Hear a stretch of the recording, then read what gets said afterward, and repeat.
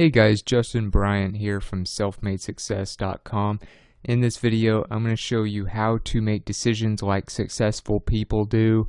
And if you really break down how people who have been successful financially and in other areas of their lives, whether it's in business, relationships, etc., a lot of them have a lot of the same tendencies and use a lot of the same strategies for making decisions. So this is something that you can apply to a lot of different areas of your life, especially to business and entrepreneurship, which is what I talk about most of the time. So the first thing that you can apply this to, and the first strategy you can use, is make biggest decisions early and minimize your decision fatigue. So you may or may not know this, but we have something called decision fatigue. It's something that basically is proven that we have a finite amount of energy for making decisions throughout the day, and then after that energy is basically used up, we start making worse decisions. We start giving in to temptations of bad food choices or bad other influences in our lives. So, for instance, if you want to study successful people, you'll notice people like President Obama, Steve Jobs, Mark Zuckerberg of Facebook, people like this. A lot of them have the same wardrobes. A lot of them have people cook their meals for them and things like that to avoid making decisions that don't matter, that don't affect their main objectives, which in the president's case, of course, is running the country, which in Mark Zuckerberg's case is growing and building Facebook, which in Steve Jobs' case was building Apple. So things that they would do are get personal chefs. They would wear the same one or two variations of clothing every day and things like that. So there's a link here to a Fast Company article about President Obama and his productivity secrets, and you'll notice that one of the first things you see here is a quote by him saying he only wears gray or blue suits. He's trying to pare down decisions. He doesn't want to make decisions about what he's eating or wearing because he has too many other important decisions to make. So this article kind of outlines some of his productivity secrets, but that's one of the main things he does is, or did when he was in office, is he would wear the same thing or the same couple of things every day, and that's just one less decision he had to make. That way, he's not using up and causing decision fatigue as much. So another example, like I said, was Steve Jobs, of course, very successful CEO of Apple before he passed, but he wore the same outfit basically every day. You noticed he would always wear like blue jeans and a black turtleneck or something like that. But while you might have made fun of his attire, he actually did this for a reason, like President Obama, to minimize decision fatigue. So it shows you that some of the smartest people in the world realize that decision fatigue is real, and they try to prevent it by paring down decisions like what they're going to wear, what food they're going to eat, and things like that. So avoid making minimal impact decisions in the morning. Try to get your biggest, most important ones out of the way so that you have enough energy to make them count and make them wisely. Number 2, ask yourself what you'd do if your emotions weren't involved. So try to make decisions logically. Try to make decisions based on the information you have, based on the experience you have, based on the experience of others around you who are qualified. Instead of your first emotional response. As human beings, we tend to make an emotional response to just about everything. In many cases, marketers use this to get you to buy products that you may or may not need, or to upsell you, or things like this. So one thing that you might do is try to remove your emotional response just by asking yourself what you would do if you were not being in an emotional state right now before making the decision. So have this question as something that's in the back of your mind. Have this question reminded to you anytime you have a big decision to make, whether somebody reminds you or your phone has a picture of it kind of as your background, or you have some other way of reminding yourself to ask yourself this question before you make a decision to remove your emotion. This article here really kind of gives you more of an idea of how this works and the science behind it. It's on Inc.com for Inc. magazine, and it's called How to Remove the Emotion from Decision Making. So it kind of gives you a process of what you can do, like creating your own decision-making rules, don't decide alone, a revolving door approach, which is kind of a strategy that you can do. But I'll have a link to this page for you. But what you basically want to do is just ask yourself what you would do if your emotions weren't involved. That will make you make much wiser decisions. Number 3, successful people gather as much information as possible, but they don't let that paralyze them. So, in other words, you need to gather as much information as quickly as possible. You need to know, one thing that helps me, for instance, is to actually write down what my options are. I like to know all of my options, and what I would do is write them down and figure out what the likelihood of the best case scenario and worst case scenarios happening are after outlining those scenarios. But you want to go through these fairly quickly. You don't want to drag out a decision. You don't want this to make you make very slow decisions all the time, because you're not going to have time to get the most important things done if every single decision that's somewhat important takes you days, weeks, or longer to make. So don't let it paralyze you, and successful people know not to let that happen. A few tools that you might use for tracking and getting information that can help you, especially if you're doing business or marketing or something along those lines. And if you're a subscriber to my channel, you probably are interested in those types of things. One is Google Analytics. I use this a lot, especially for website decisions. The direction that the website should go in typically is made at least somewhat based on Google Analytics, telling me what people are doing on my website, how are they clicking, how long are they staying, what pages do they like the most, and things like this. So Google Analytics is a free tool I recommend if you want to make, say, like website decisions, blogging decisions, just about any type of marketing or branding decision. Also, Google Trends, another free tool that you can use, and it will tell you what's going on, where things are going in the different industries. So also, of course, if you're worried about a brand, a business, a cause that you want to pursue, what maybe you want to do about different things going into the future, Google Trends can help you figure out, okay, where is the world going? Where are these industries going? What is popular right now? What is getting more and more popular? And just knowing information like that can help you make very informed business decisions. So those types of tools are examples of some that you could use to make better decisions. But like I said, you want to make a list, map out your options.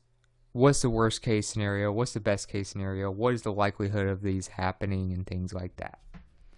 Number 4, think about the most important things you want to accomplish. So there's certain things that you have to keep in mind when you're making a decision, and you have to prioritize what you want to accomplish. Now, obviously, most decisions in many cases won't be able to accomplish everything that you want to achieve with the decision. You're going to usually have to compromise. This is one thing many successful people have learned. This is something I've had to learn. And I'll give you kind of an example of some questions you could ask. So when it comes to when you're weighing your options and things like this, here's a few criteria that you could use. How does this decision benefit me? How does it hurt me? How does this benefit, let's say, my customers, my family, my spouse, blah, blah, blah, whoever this decision is about? How does this hurt? Same thing, fill in the blank. Does the decision reflect my values? Now, this is a huge thing. Just about everything you do or everything your company does is based on values, and that is one thing that you always want to keep in mind. And so, what are the values of your company? What are the values of yourself? And how does this decision reflect that? You do not want to ever compromise your morals or your values, because you will regret it later on, even if you have temporary success at the beginning. Would I regret making this decision? Is this a decision that would keep you up at night? Is it something you'd be ashamed of if others found out? Those types of things you need to consider. Would I regret not making this decision? Would you be asking yourself, what if I had done this the rest of your life? That could be something that could be a problem. Does this decision reflect my values? So, obviously, does this decision reflect my values is on there twice, but these are a few great questions I found just kind of reading up on a few articles. But one thing successful people do, as listed here, are they keep their values in mind. They figure out exactly who this needs to benefit, who this would hurt, who wins, who loses, if anything, or if anyone at all does. What are the main criteria behind this decision? So prioritize those things and figure it out. Number 5, get outside perspectives from qualified people. And when I say qualified people, now a lot of people will tell you, if you're going to make an important decision, get outside perspectives. Don't just rely on your own all the time, because you may end up with tunnel vision without realizing it. But the thing is, you can get bad advice very easily, and a lot of times it can be difficult to find good advice, quality advice that can actually help your decision. So one thing that you definitely want to keep in mind is just, this is a great quote here that I found that really outlines this. Don't take advice from people who haven't been there, done it, and succeeded. So if you're trying to take advice on whether you want to make a lot of money, and you're trying to make a decision on a business decision for making a lot of money, creating wealth for yourself, don't take advice from a poor person. Don't take advice from somebody who barely gets by. Don't take money management advice from somebody who blows all their money. Don't take relationship advice from somebody who's been divorced 5 times. Those are the types of things you got to keep in mind. Consider the source. That is the main thing you need to take from this. Always consider the source.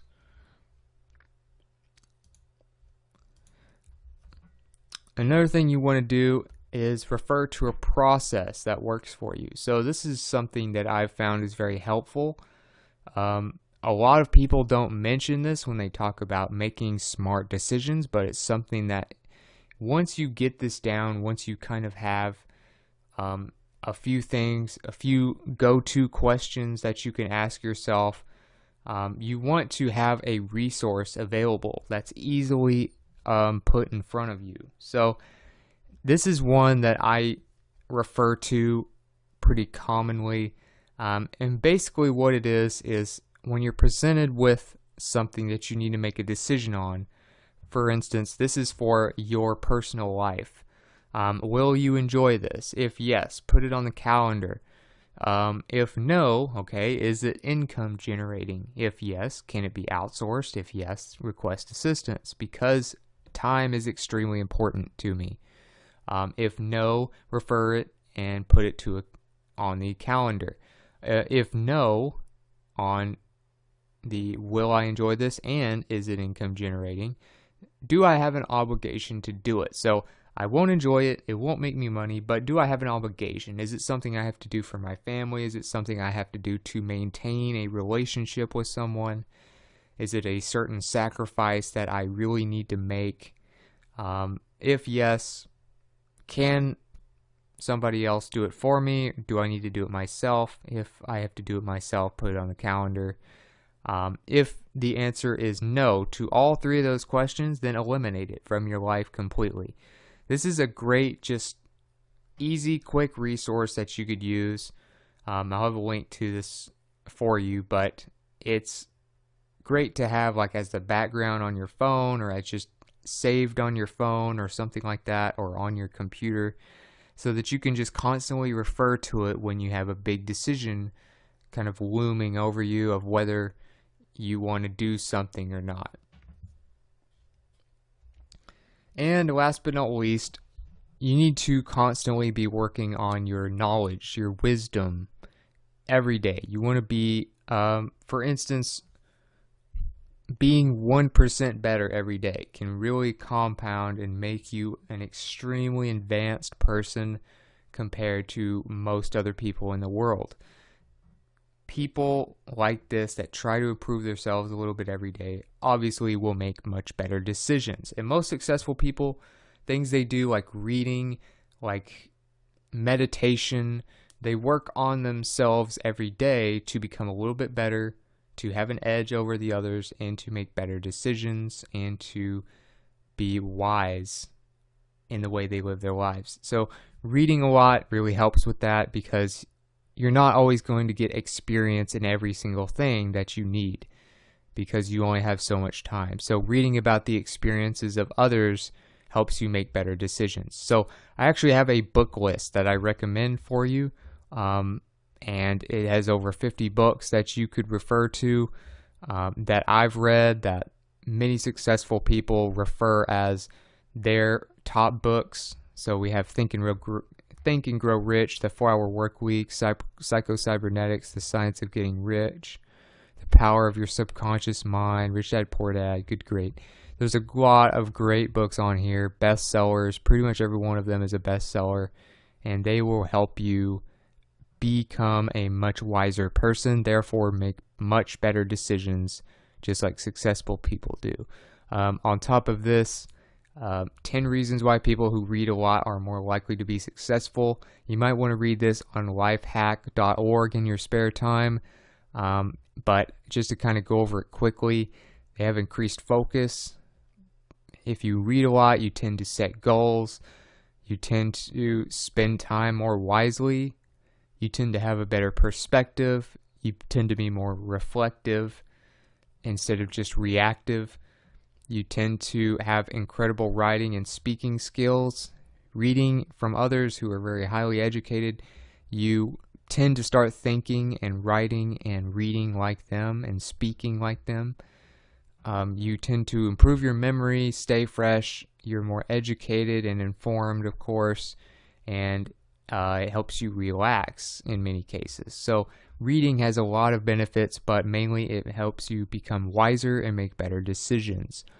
And one other thing that I know I would probably get some comments about if I didn't mention it in this video is whether or not you should sleep on your decisions. I know this is a common piece of advice for making decisions, big decisions especially, but it turns out after a Harvard study was done, and this is the proof of it, it's on the today.com blog.